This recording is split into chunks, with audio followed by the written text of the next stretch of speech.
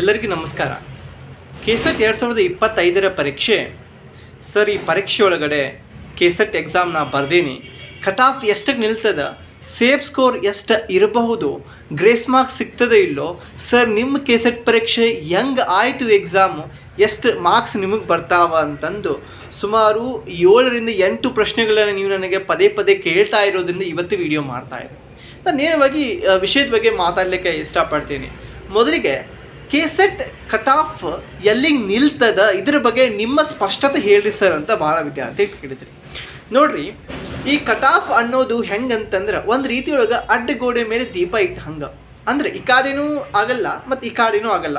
ಅಂದರೆ ಯಾವ ರೀತಿ ಹೇಳ್ತಾ ಇದ್ದೀರಿ ಸರ್ ಅಂತ ಅನ್ನೋದಾದರೆ ನೋಡ್ರಿ, ಇಲ್ಲಿ ಈಗ ನಿಮ್ಮ ಒಂದು ಪರೀಕ್ಷೆ ಕಷ್ಟ ಇತ್ತು, ಬಹಳ ಡಿಫಿಕಲ್ಟ್ ಇತ್ತು ಎಕ್ಸಾಮ್ ಅಂತಂದರೆ ಕಟ್ ಆಫ್ ಹೆಂಗೆ ನಿಲ್ತದೆ, ಕಡಿಮೆ ನಿಲ್ತದೆ.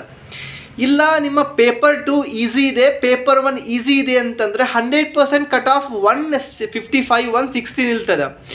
ಒಂದು ವೇಳೆ ಪೇಪರ್ 1 ಈಸಿ ಬಂದುಬಿಟ್ಟು, ಸಾಮಾನ್ಯವಾಗಿ ಈಸಿ ಬಂದುಬಿಟ್ಟು ಪೇಪರ್ 2 ಹೆಂಗಂತಂದ್ರೆ ಒಂದು ರೀತಿಯೊಳಗೆ ಮಾಡ್ರೇಟ್ ಕೊಟ್ಟಿದ್ದಾನೆ. ಈ ಕಡೆ ಪೂರ್ತಿ ಕಷ್ಟವೂ ಅಲ್ಲ, ಈ ಕಡೆ ಪೂರ್ತಿ ಈಸಿನೂ ಅಲ್ಲ. ಸೊ ಈ ರೀತಿ ಕೊಟ್ಟಾದರೆ ಕನಿಷ್ಠ ಆದರೂ ಕೂಡ ಕಟ್ ಆಫ್ ಬಂದುಬಿಟ್ಟು ಕೆಸೆಟ್ 2025 150 ನಿಲ್ತದೆ. ಸಾಮಾನ್ಯವಾಗಿ ಈಗ SC/ST ವಿದ್ಯಾರ್ಥಿಗಳು ಆದರೆ ಅವ್ರಿಗೂ 144 ಇಂದ ಅಬವ್ ಏನಿದೆ, ಸೊ ಸಾಮಾನ್ಯವಾಗಿ ಅಲ್ಲಿ ನಿಲ್ತದೆ. It depends upon some various subjects ಅಂತ ಹೇಳಬಹುದು. ಓಕೆನಾ, ನಾಟ್ ಶೋರ್. ಬಟ್ ಸಾಮಾನ್ಯವಾಗಿ ನಾವು ಕಟ್ ಆಫನ್ನು ಲಾಸ್ಟ್ ಇಯರ್ ಗಮನಿಸ್ತಾ ಬರೋದ್ರಿಂದ I have made a list, complete ಲಿಸ್ಟನ್ನು ನಾನು ನೋಡಿರೋದ್ರಿಂದ ಹೇಳ್ತೀನಿ. ನೀವೇನಾದರೂ ಪೇಪರ್ 1 ಒಳಗಡೆ ಮಿನಿಮಮ್ 25 ಪ್ಲಸ್ ಮಾಡಿ, ಓಕೆ, ಮಿನಿಮಮ್ 25 ಪ್ಲಸ್ ಮಾಡಿ, ಅಂದರೆ 25 ಕ್ವಶನ್ ಸರಿ ಅಂತಂದರೆ 50 ಮಾರ್ಕ್ಸ್, ಪ್ಲಸ್ ಪೇಪರ್ 2 ನೀವು ಒಂದು 50 ಕ್ವಶನ್ ಸರಿ ಮಾಡಿದರೆ ಅಂದರೆ 100 ಮಾರ್ಕ್ಸ್. ಸೊ ಮಿನಿಮಮ್ 150 ಅಬೋವ್ ಏನಾದರೂ ಮಾಡಿದರೆ ಇಟ್ ಈಸ್ 100% ನೀವು ಸೇಫ್ ಸ್ಕೋರ್. ಸರ್ ನಮ್ದು ಅಷ್ಟು ಮಾಡಿಲ್ಲ, ನಾವು 140 ಅಬೋವ್ ಮಾಡೀವಿ ಅಂತಂದರೆ 100% ನಿಮಗೂ ಕೂಡ ಅವಕಾಶಗಳಿರುತ್ತೆ. ಹೆಂಗೆ ಇರ್ತದೆ ಅಂತ ನೀವು ಕೇಳೋದಾದರೆ ನೋಡಿರಿ, ಈಗ ಗ್ರೇಸ್ ಮಾರ್ಕ್ಸ್ ಅಂತ ಕೊಡ್ತಾರೆ ಕೆಲವೊಂದಿಷ್ಟು ಪರೀಕ್ಷೆ ಒಳಗಡೆ. ಸಾಮಾನ್ಯವಾಗಿ ನಾವು ಕೆಸೆಟ್ ಪರೀಕ್ಷೆದು ಅಷ್ಟು ನೋಡೋಣ. ಲಾಸ್ಟ್ ಇಯರ್ ಏನಾಗಿತ್ತು, ಈ ಏನು ಪೇಪರ್ 1 ಒಳಗೂ ಕೂಡ 2ರಿಂದ 3 ಪ್ರಶ್ನೆಗಳು ತಪ್ಪಾಗಿ ಕೊಟ್ಟಿದ್ರು. ಹೀಗಾಗಿ 3 ಪ್ರಶ್ನೆಯಿಂದ 4 ಪ್ರಶ್ನೆಗೆ ಗ್ರೇಸ್ ಮಾರ್ಕ್ಸ್ ಬಂದಿದ್ವು. ಪೇಪರ್ 2 ಕೂಡ 2ರಿಂದ 3 ಗ್ರೇಸ್ ಮಾರ್ಕ್ಸ್ ಬಂದಿದ್ವು.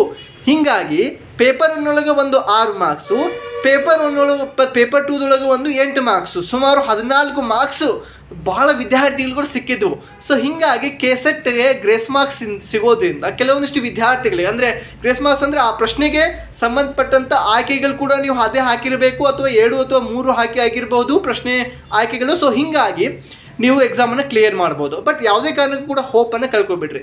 ಯಾರು 130 ಪ್ಲಸ್ 135 ಅಬೋವ್ ಬಿಲೋ ಮಾಡಿರಿ, ಕಡಿಮೆ ಮಾಡಿರಿ, ನಿಮಗೆ ಮತ್ತೊಂದು ಸಲ ಅವಕಾಶ ಇದೆ. ಈಗ UGC ನೆಟ್ ಪರೀಕ್ಷೆ ನಡೀತಾ ಇದೆ, ಓಕೆನಾ, ಅಂದರೆ ಡಿಸೆಂಬರ್ 30 ನಂತರ, ಇದೇ ವರ್ಷ ಡಿಸೆಂಬರ್ 30 ನಂತರ ನಡೀತಿದೆ ಪರೀಕ್ಷೆ. ಅದಕ್ಕೆ ನೀವು ಈಗಿಂದ ರೆಡಿ ಆಗಿರಿ. ಯಾರು ಈ ಡಿಸೆಂಬರ್ಗೆ UGC ನೆಟ್ಗೆ ಅಪ್ಲಿಕೇಶನ್ ಹಾಕಿಲ್ವಾ, ಮುಂದೆ ನೀವು ಏನು ಮಾಡಿರಿ, ಅಗೇನ್ ಮತ್ತೆ ಜೂನ್ಗೆ ಕರೀತಾರ, ಆ ಪರೀಕ್ಷೆಯನ್ನು ಚೆನ್ನಾಗಿ ಓದ್ಕೋರಿ. ಒಂದು ವೇಳೆ ನೀವು UGC ನೆಟ್ಗೆ ನೀವು ರೆಡಿ ಆದರೆ ಇಂಡೈರೆಕ್ಟಾಗಿ ನೀವು ಕೆಸೆಟ್ ಕೂಡ ರೆಡಿ ಆದಂಗೆ. ಸೊ ಅದಕ್ಕೋಸ್ಕರ ಮತ್ತೆ ಕೆಸೆಟನ್ನು ಮುಂದಿನ ವರ್ಷ, ಅಂದರೆ ಈಗ ಇದರಿಂದ ಬಿಟ್ಟು ಒಂದು 8ರಿಂದ 9 ತಿಂಗಳು ಮತ್ತೊಂದು ಸಲ ಕೆಸೆಟ್ ಪರೀಕ್ಷೆ ಆಗ್ತದೆ, ನೀವು ಓದ್ಕೋರಿ. 2ನೇ ಪ್ರಶ್ನೆ ಬಂದುಬಿಟ್ಟು ಸೇಫ್ ಸ್ಕೋರ್ ಬಗ್ಗೆ ನಾನು ಹೇಳಿಬಿಟ್ಟಿದ್ದೀನಿ. 140 ಅಬೋವ್ ಯಾರ್ದಿದೆ ಅದು 100% ಸೇಫ್ ಸ್ಕೋರ್ ಇದೆ. ಅದಕ್ಕಿಂತ ಕೆಳಗೆ ನಾನು ಮಾಡೇನಿ ಅಂತಂದರೆ ನಿಮಗೆ ಆಗುವಂತಹ ಚಾನ್ಸ್ ಹೆಂಗಿರ್ತದೆ ಅಂತಂದ್ರೆ ಒಂದು ರೀತಿ 60% ಮತ್ತು 70 ಇರ್ತದೆ. ಸೊ ಅದಕ್ಕೋಸ್ಕರ ನೀವು ಹೆಚ್ಚಿಗೆ ಭಯಪಡುವಂಥ ಅವಶ್ಯಕತೆ ಇಲ್ಲ. ಮತ್ತೆ ನಿಮ್ಗೆ ಅವಕಾಶ ಇದೆ, ದೇವರು ನಿಮಗೆ ಇನ್ನೂ ಹೆಚ್ಚಿನ ಶಕ್ತಿಯನ್ನು ಹಾಕಿ ಪರೀಕ್ಷೆಯನ್ನು ಪಾಸ್ ಮಾಡಂತ ಹೇಳ್ತಾ ಇದ್ದಾನೆ ಅಂತಂದರೆ ನೀವು ಖಂಡಿತವಾಗಲೂ ಕೂಡ ನೀವು ಮಾಡ್ತೀರಿ ಅನ್ನೋದು. 3ನೇ ಪ್ರಶ್ನೆ ಬಂದುಬಿಟ್ಟು, ಈ ಕೆಸೆಟ್ ಈ ಎಕ್ಸಾಮು ನಂದು ಹೆಂಗೆ ಆಯಿತು ಅಂತ ಭಾಳ ವಿದ್ಯಾರ್ಥಿಗಳು ಹೇಳ್ತಾ ಇದ್ದಾರೆ. ನಿಮ್ಗೆ ನಾನು ಆಲ್ರೆಡಿ ಹಿಂದಿನ ವೀಡಿಯೋದಲ್ಲಿ ಭಾಳ ಹೇಳ್ಬಿಟ್ಟಿದ್ದೀನಿ. ಕೆಸೆಟ್ 2024 ಮೊದಲೇ ಅಟೆಂಪ್ಟ್ ಒಳಗೆ ನಾನು ಕೆಸೆಟ್ ಪರೀಕ್ಷೆಯನ್ನು ಪಾಸ್ ಮಾಡಿದ್ದೀನಿ ವಿತ್ ಮೋರ್ ದ್ಯಾನ್ 150 ಪ್ಲಸ್. ನೋಡಿ, ಪೇಪರ್ 1 ನಾನು ಹೆಚ್ಚಿಗೆ ಅಂಕಗಳನ್ನು ತೆಗೆದುಕೊಳ್ಳದೇ ಇದ್ರು ಕೂಡ, ಅಂದರೆ ನಂದು ಪೇಪರ್ 1 ಒಳಗಡೆ ಜಸ್ಟ್ 30 ಕರೆಕ್ಟ್ ಆಗಿದ್ವು. 30 ಅಂತಂದರೆ 60 ಮಾರ್ಕ್ಸ್ ಬಂದುಬಿಟ್ಟು, ಪೇಪರ್ 2 ಇಟ್ಸ್ ಮೋರ್ ದೆನ್ 54 ಅಂತ. ಸೊ ನಾನು ಐ ಕ್ರಾಸ್ ಮೋರ್ ದೆನ್ 60. ಈಗ ನೋಡಿ, 150 ಅಬೋವ್ ನಿಮ್ಮದೇ ಏನಾದರೂ ಕ್ರಾಸ್ ಆಗಿದ್ದರೆ ನೀವು, ಅಂದರೆ ನಿಮ್ಮ ಎಕ್ಸಾಮ್ ಕ್ರ್ಯಾಕ್ ಆಗಲಿಕ್ಕೆ ನಿಯರ್ ಇದ್ದೀರಿ ಅಂತ. ಬಟ್ ಇಲ್ಲ ಅಂದರೆ ನಿಮಗೂ ಕೂಡ ಚಾನ್ಸ್ ಇದೆ. ಓಕೆ, ಇನ್ನು ಸೆಕೆಂಡ್, ನಾನು ಲಾಸ್ಟ್ ಇಯರ್ ಕೂಡ ನಾನು ನಿಮ್ಗೆ ಹೇಳಿಬಿಟ್ಟಿದ್ದೇನೆ, ನಾನು ಆಲ್ರೆಡಿ KCET ಕೂಡ ಪಾಸ್ ಆಗಿದ್ದೇನೆ. ಈ ವರ್ಷ ನಾನು KCET ಮತ್ತೆ ಬರಲಿಕ್ಕೆ ಹೋಗಿಲ್ಲ. ನಿಮ್ಗೆ ಗೊತ್ತಿದೆ KCET ಪದೇ ಪದೇ ಬರಲಿಕ್ಕೆ ಅವಕಾಶ ಕೊಡೋದಿಲ್ಲ. ಒಂದ್ಸಲ ನೀವು ಪಾಸ್ ಆಗಿಬಿಟ್ರೆ ಮುಗಿದು ಹೋಯಿತು. ಸೊ ನಾನು ಲಾಸ್ಟ್ ಇಯರ್ KCET ಪಾಸ್ ಆಗಿದ್ದೇನೆ. ಹಾಗಾದರೆ ಈ KCET ಪರೀಕ್ಷೆ ಪಾಸ್ ಆಯಿತು, ನಂದು ಕೂಡ ನಿಮ್ಮದು ಕೂಡ ಪಾಸ್ ಆಗಿಲ್ಲ. ನಾನು ಯಾವ ರೀತಿಯಾಗಿ ಮತ್ತೆ ಸ್ಟ್ರಾಟಜಿ ಮಾಡ್ಬೋದು ಅಂತ ನಿಮ್ಮ ಕಡೆ ಕೇಳೋದಾದರೆ, ನೀವು ಖಂಡಿತವಾಗ್ಲೂ ಕೂಡ ನಾನು ಹೇಳ್ತೀನಿ, ಈಗೇನು ನೀವು ಓದ್ತಾ ಇದ್ದೀರಿ ಅಥವಾ ಓದಿದ್ರಿ, ಓಕೆ, ನಾನು ಪೇಪರ್ 1ಗೆ ನಿಮ್ಗೆ ಹೇಳಿದೆ KVS ಮದನ್ ಅಥವಾ ಅರ್ಪಿತಾ ಕರ್ವಾಂದು ಬುಕ್ ಓದ್ರಿ ಅಂತ 100 ಹೇಳಿದ್ದೆ ನಾನು. ಅವನ್ನ ಎರಡು ನೀವು ಫಾಲೋ ಮಾಡಿಬಿಟ್ರೆ ಸಾಕಾಗ್ತದೆ. ಅವು ಎರಡರೊಳಗೆ ಒಂದು KVS ಮದನ್ ಬುಕ್ ತಗೋರಿ, ಏನು ಪೇಪರ್ 1ಗೆ UGC ನೆಟ್ದು. ಅದು ಏನು ಹೆಲ್ಪ್ ಆಗ್ತದೆ ಅಂದರೆ ನಿಮಗೆ ಅಗೇನ್ KCET ಒಳಗೆ ಕೂಡ ಹೆಲ್ಪ್ ಆಗ್ತದೆ, UGC ನೆಟ್ ಒಳಗೆ ಕೂಡ ಹೆಲ್ಪ್ ಆಗೈತೆ. ಅಥವಾ ಅರ್ಪಿತಾ ಕರ್ವಾ ಮೇಡಮ್ದು ಕೂಡ ಅಥವಾ ನೀವು ಪೇಪರ್ 1 ತಗೋಬಹುದು, ಅದು ಕೂಡ ಚೆನ್ನಾಗಿದೆ. ಯಾರು ಅರಿಹಂತನ ಫಾಲೋ ಮಾಡ್ತಾ ಇದ್ರೆ ಅದನ್ನೇ ಫಾಲೋ ಮಾಡಿರಿ. ಮತ್ತೆ ನೀವು ಶಿಫ್ಟ್ ಆಗುವಂತಹ ಏನು ಅರಿಹಂತ ಪೇಪರ್ 1 ಬುಕ್ಕು ಕೂಡ ನೀವು ಚೆನ್ನಾಗಿದೆ. ಓಕೆನಾ, 3ರಲ್ಲಿ ಯಾವುದಾದ್ರೂ ಒಂದು ಫಾಲೋ ಮಾಡಿರಿ. ನಾನು ಯಾವುದು ರೆಫರ್ ಮಾಡ್ತೀನಿ ಅಂತಂದರೆ, ನಾನು KVS ಮದನ್ ಸರ್ ಅವ್ರದ್ದು ಆ ಪೇಪರ್ 1 ನಾನು ರೆಫರ್ ಮಾಡ್ತೀನಿ. ಅದೇ ನನಗೆ ಬಹಳ ಇಷ್ಟ. ಮತ್ತು ಅದರಲ್ಲಿ ಸುಮಾರು ಬಹಳಷ್ಟು ಪ್ರಾಕ್ಟೀಸ್ ಕ್ವಶನ್ಸನ್ನು ಕೊಟ್ಟಿದ್ದಾರೆ. ಆ ಪ್ರಾಕ್ಟೀಸ್ ಕ್ವಶನ್ಸ್ ಹೆಂಗದಾವಂತಂದ್ರೆ, ನಾವು ಬಿಡಿಸ್ತಾ ಹೋದಂಗೆ ನಮ್ಮ ಒಳಗೆ ಒಂದು ಆತ್ಮವಿಶ್ವಾಸ ಹುಡ್ತದ, ನಾನು ನಾಳೆನೇ ಪರೀಕ್ಷೆನ ಕ್ಲಿಯರ್ ಮಾಡ್ತೀನಿ ಅನ್ನುವಷ್ಟು ಧೈರ್ಯ ಬರ್ತದೆ. ಸೊ ಅದು ಬಹಳ ಮುಖ್ಯ ಇದೆ. ಮತ್ತು ಪ್ರತಿಯೊಂದು ಕಾನ್ಸೆಪ್ಟು ಕೂಡ ಡೀಟೇಲ್ ಆಗಿ ಯಾವುದು ವಿಷಯನೂ ಬಿಡದೆ ಕೂಡ ಕೊಟ್ಟಿದ್ದಾರೆ ಅವರು. ಅದು ಬಹಳ ಅಪ್ರಿಷಿಯೇಟ್ ಮಾಡ್ತೀನಿ. ಮತ್ತು ಒಂದೊಂದು ಕಾನ್ಸೆಪ್ಟ್ ಮುಗಿದ ಮೇಲೆ ಆ ಕಾನ್ಸೆಪ್ಟ್ ನಿಮಗೆ ಅರ್ಥ ಆಗಿದೆಯೋ ಇಲ್ಲೋ ಅಂತಂದು ಅವ್ರು ಏನು ಮಾಡ್ತಾ ಹೋಗಿದ್ದಾರೆ ಅಂದರೆ, ನಿಮಗೆ ಕೆಲವಷ್ಟು MCQs ಅವರು ಕಾನ್ಸೆಪ್ಟ್ ಬಿಲೋನೆ, ಅಂದರೆ ಒಂದು ಕಾನ್ಸೆಪ್ಟ್ ಮುಗಿತು ಅಲ್ಲೇ ಕೊಟ್ಬಿಡ್ತಿದ್ದಾರೆ, 1-2 ರಿಂದ 3 ಪ್ರಶ್ನೆಗಳಿಗೆ. ಅದು ತೆಳಗಡೆನೇ ಅವರು ಮತ್ತೆ ಉತ್ತರಗಳನ್ನು ಕೂಡ ಕೊಟ್ಟಿದ್ದಾರೆ. ಸೊ ಈ ರೀತಿ ಮಾಡಿದ್ದಾರೆ. ಇಲ್ಲ ಸರ್, ನಮಗೆ ಇದಿಷ್ಟು ಸಂಪೂರ್ಣವಾಗಿ ದೊಡ್ಡ ಪುಸ್ತಕಗಳನ್ನ ಓದಲಿಕ್ಕಾಗಲ್ಲ ಅಂತಂದರೆ, UGC ನೆಟ್ದು ಕೂಡ ನಾನೇ KCET ಅಥವಾ UGC ನೆಟ್ಗೆ ಪ್ರಿಪ್ರೇಷನ್ ಮಾಡಿ ನಿಮಗೆ ನೋಟ್ಸ್ ಕೊಡ್ಲಿಕ್ಕೆ ಇಷ್ಟಪಡ್ತೀನಿ.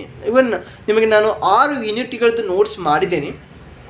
ಸೊ ನೀವು ಒಂದು reading comprehension, logical reasoning, mathematical aptitude ಆಗಿರ್ಬೋದು ಮತ್ತು ಡಾಟಾ ಇಂಟರ್ಪ್ರಿಟೇಷನ್ ನೀವು ಸ್ವಂತ ಓದ್ಕೊಂಡ್ಬಿಟ್ರೆ ಅದು ದಟ್ ಈಸ್ ಜಸ್ಟ್ ಪ್ರಾಕ್ಟಿಕಲ್ ಆಗ್ತದೆ. ಸೊ ನಾನು ಥಿಯರಿಯನ್ನು ಕಂಪ್ಲೀಟಾಗಿ ಕೊಡ್ತೀನಿ ನಿಮಗೆ. ಎನ್ವಿರಾನ್ಮೆಂಟ್ ಆಗಿರ್ಬೋದು, ಟೀಚಿಂಗ್ ಆಪ್ಟಿಟ್ಯೂಡ್ ಆಗಿರ್ಬೋದು, ರಿಸರ್ಚ್ ಆಪ್ಟಿಟ್ಯೂಡ್ ಆಗಿರ್ಬೋದು, ಹೈಯರ್ ಎಜುಕೇಷನ್ ಆಗಿರ್ಬೋದು, ICT ಆಗಿರ್ಬೋದು, ಹೀಗೆ 6 ಯೂನಿಟ್ಗಳ ನೋಟ್ಸನ್ನು ನಿಮ್ಗೆ ಕೊಡ್ತೀನಿ. ನಿಮ್ಗೆ ಏನಾದರೂ ಬೇಕಾದರೆ ನನಗೆ ನೀವು ಸಂಪರ್ಕಿಸುವ ಸಂಖ್ಯೆಯನ್ನು ಕೂಡ ನಾನು ಕೆಳಗೆ ಕೊಟ್ಟಿರ್ತೀನಿ, ಅದರ ಮುಖಾಂತರ ನೀವು ಸಂಪರ್ಕಿಸಿ. ಇಷ್ಟು ಮಾಡಿದರೆ 100% ಮುಂಬರುವಂತಹ KCET ಅಥವಾ UGC ನೆಟ್ ಪರೀಕ್ಷೆಯೊಳಗೆ ನೀವು ಖಂಡಿತವಾಗಲೂ ಕೂಡ ಫ್ಯೂಚರ್ ಅಸಿಸ್ಟೆಂಟ್ ಪ್ರೊಫೆಸರ್ ಆಗಲಿಕ್ಕೆ ನೀವು ಅರ್ಹತೆಯನ್ನು ಪಡೆದುಕೊಳ್ತೀರಿ. ಇವು 3 ಮುಖ್ಯ ವಿಷಯಗಳನ್ನು ನೀವು ನೆನಪಿಟ್ಕೋರಿ. ಒಂದು, ಕನ್ಸಿಸ್ಟೆನ್ಸಿ ಆಗಿ ಓದ್ರಿ. ಎರಡನೇದಾಗಿ, ನೀವು ಓದಿರುವಂಥ ರಿಸೋರ್ಸನ್ನು ಅಗೇನ್ ಅವನ್ನೇ ಮತ್ತೆ ರಿವೈಸ್ ಮಾಡಿ. ಜಾಸ್ತಿ ಮಾಕ್ ಟೆಸ್ಟ್ಗಳನ್ನು ಬಿಡಿಸ್ತಾ ಹೋಗಿ. ಇದರಿಂದ ನಿಮ್ಮ ಕಾನ್ಫಿಡೆನ್ಸ್, ಇದರಿಂದ ನಿಮ್ಮ ಮೇಲೆ ನಿಮ್ಗೆ ನಂಬಿಕೆ ಬರ್ತಾ ಹೋಗ್ತದೆ. ಮತ್ತು ಥರ್ಡ್ ಇಂಪಾರ್ಟೆಂಟ್ ಪಾಯಿಂಟ್ ಏನಂತಂದ್ರೆ, ಒಂದು ಕ್ವಶನ್ಸನ್ನು 1 ನಿಮಿಷದೊಳಗೆ ನಾನು ಓದಿ ಅರ್ಥ ಮಾಡ್ಕೊಳ್ಳಿಕ್ಕೆ ಆಗುತ್ತೋ ಇಲ್ವೋ ಅಂತ ನಿಮ್ಮನ್ನು ನೀವೇ ಚೆಕ್ ಮಾಡಿಕೊಳ್ಳ್ರಿ. ಇದರಿಂದ ನಿಮ್ಮಲ್ಲಿರುವಂತಹ ಕೆಪಾಸಿಟಿ ನಿಮಗೆ ಗೊತ್ತಾಗ್ತದ. ಅವ್ರ ಜೊತೆಗೆ ನಾನು ಎಕ್ಸಾಮನ್ನು ಕ್ಲಿಯರ್ ಮಾಡಲಿಕ್ಕೆ ಆಗುತ್ತೋ ಅಥವಾ ಇಲ್ಲೋ ಅನ್ನುವಂತಹ ಸ್ಪಷ್ಟತೆ ನಿಮಗೆ ಬರ್ತದೆ. ಇವಿಷ್ಟು ವಿಷಯಗಳನ್ನು ನೀವು ನೆನಪಿಟ್ಕೋರಿ. ಐ ಹೋಪ್ ನಾನು KCET ಕಟ್ ಆಫ್ ಬಗ್ಗೆ ಹೇಳಿದ್ದೀನಿ, KCET ಸೇಫ್ ಸ್ಕೋರ್ ಬಗ್ಗೆ ಹೇಳಿದ್ದೀನಿ. ನಾನು ಈ ಬಾರಿ KCET ಪರೀಕ್ಷೆಗಳು ಬರ್ದೇನೋ ಅಥವಾ ಇಲ್ಲೋ ಅಂತ ಅದ್ರ ಬಗ್ಗೆ ಕೂಡ ಹೇಳಿದ್ದೀನಿ. ಸೊ ನೀವಿಷ್ಟು ನೀವು ತಿಳ್ಕೊಂಡ್ಬಿಟ್ರೆ ಸಾಕಾಗ್ತದೆ. ಮುಂದಿನ KCET ಪರೀಕ್ಷೆಯನ್ನು ಅಥವಾ UGC ಪರೀಕ್ಷೆ ನೀವು ಪಾಸ್ ಮಾಡ್ಬೋದು ಅಂತ ಹೇಳ್ತಾ ಇವತ್ತಿನ ವಿಡಿಯೋನ ಇಲ್ಲಿಗೆ ಮುಗಿಸ್ತೇನೆ. ಮತ್ತೆ ಮುಂದಿನ ವಿಡಿಯೋలో ನಾನು ನಿಮಗೆ ಭೇಟಿ ಆಗ್ತೀನಿ. ನಮಸ್ಕಾರ.